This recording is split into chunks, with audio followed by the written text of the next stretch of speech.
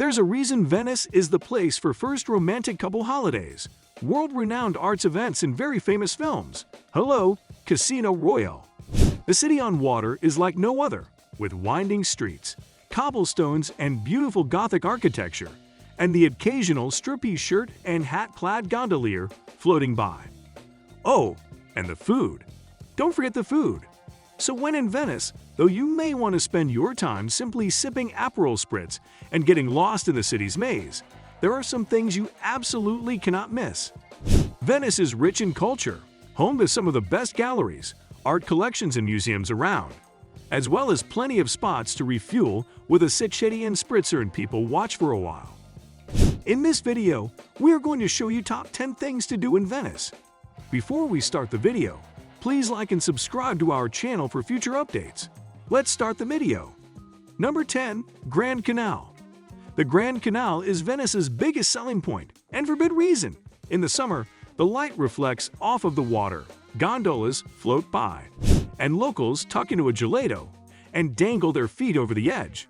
In the evenings, the regal palaces light up, exposing their ceiling frescoes and grand chandeliers all along the canal. To really get the full experience, you can book a gondola trip or a water taxi and travel down the water, gazing at the peasants ashore. It's awesome. Number 9. San Sebastiano. Millions loiter outside San Marco every year, waiting for their turn to catch a glimpse of the fabulously overwrought basilica. Why not take a detour to the Church of San Sebastiano instead, where some of Venetian Renaissance master Paolo Tiepolo's most significant works can be found? Save Venice Incorporated, the nonprofit responsible for restoring countless Venetian artworks and architecture across the city, such as the brilliant marble facade of the Santa Maria dei Miracoli, recently restored Tiepolo's ceiling paintings, and has spent over a decade repairing and restoring much of the church. Number 8. Lido Island. When the Venice Film Festival hits town every September, the Hotel Riviera on Lido Island becomes the star spotting place of choice. However, don't wait until early autumn for a trip to this agingly beautiful location. The hotel itself boasts an illustrious literary heritage that includes Ernest Hemingway, Lord Byron, and Thomas Mann, the latter with a pen in hand to write Death in Venice. Take a break from writing your own novel with a lie down on the serene sands of the unforgettable beach. Number 7. Peggy Guggenheim Collection. The Peggy Guggenheim Collection is one of the world's premier private art collections in Venice's quiet Dorsa Douro district. From the Grand Canal, this one-story institution looks like an unfinished palace, which is just what it is.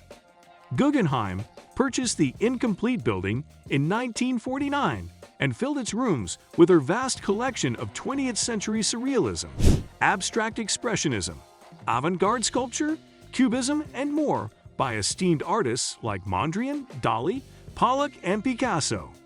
Visit the museum's sculpture garden, filled with blooming shrubs and flowers, in the morning before the crowds flock here. Number 6.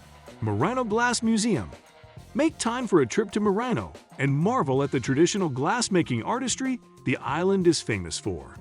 The beautiful light-altering products are still made at the Fornis Ferro Murano Glass Factory, where visitors are invited to peek inside an open studio. But you can also discover more about the history and artisanal craft at the Murano Glass Museum, Museo del Vetro. We question anyone who can come to this place and leave without a head full of dreamy ideas of rainbow chandeliers and miniature glass fruit. Number 5. Ponte di Rialto. There are over 400 Venetian bridges spanning the archipelago, yet none are as famous as the Ponte di Rialto, memorably captured in all its stunning glory by Canal and his famous paintings of the city. The iconic bridge is one of the few in the world to have several shops artfully built onto it. Fun fact: the Rialto Bridge is the inspiration for several other bridges in Britain, including Pulteney Bridge in Bath. We love some late-in-the-day browsing of the bridge's boutiques for local jewelry and other treasures, especially when you capture the perfect sunset picture on the way out. Number 4. Rialto Food and Wine Tour. The Rialto Bridge's food market is widely known for its Italian produce and homemade pasta. The Rialto Food and Wine Tour pokes around the fresh daily markets, offering samples of fresh cow cheese from the highlands of Asiago, polenta chunks with marinated seafood, and olives from the nearby Lake Garda. The tour ends at Campo San Giovanni a Paolo, a popular square with some great desserts. If you're looking for a more in-depth exploration of the market and the regional ingredients on offer, you'll want to take a tour with the Heureka Cooking School. You'll also get to prepare typical Venetian dishes with the chef. Number 3. Rubelli Showroom. In 2018, the famous Venetian textile house, Rubelli, transferred its showroom and historical archive to Ca Rubelli Pisani in the San Marco district. Founded by Lorenzo Rubelli in 1889, the company is known worldwide for producing some of the most beautiful damask and other fabrics used by international designers like Roberta Di Camerino. Much of Venetian interior design has been influenced by the Rubelli family's design genius. The new space showcases how director Niccolo Rubelli is advancing the company's product line to include furniture and accessories, while still honoring its rich heritage with fascinating exhibitions drawn from its archives. Number 2. Hotel Heureka. Venetian hotels, some grand, others dingy, rarely stray from the staid and stuffy designs they're best known for. That's why the 10-room Hotel Heureka is so refreshing, even though it occupies a centuries-old palazzo. The rooms are an eclectic mashup of vibrant abstract artwork or Asian antiques that blend well with the palace's original wood beams and marble floors. One of the best things here is the private garden planted with ancient trees and visitable by anyone craving an excellent cocktail. You can't find a better gin and tonic in the city. Number 1. Caffè Florian. From prime real estate on Piazza San Marco, in the shadow of the Basilica and Campanile Bell Tower, Caffè Florian has been serving pricey drinks since 1720. Still, that's no reason not to go there, as sipping a cappuccino or prosecco, either at one of the tables on the square, is right up there with a gondola ride on the list of overpriced things you simply must do in Venice. Plus, the food and drinks are actually quite good.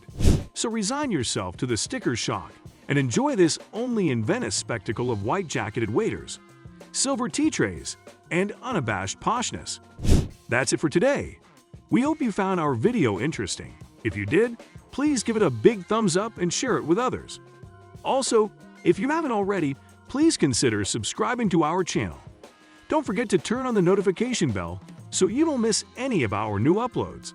In the end, thanks for watching, and see you next time.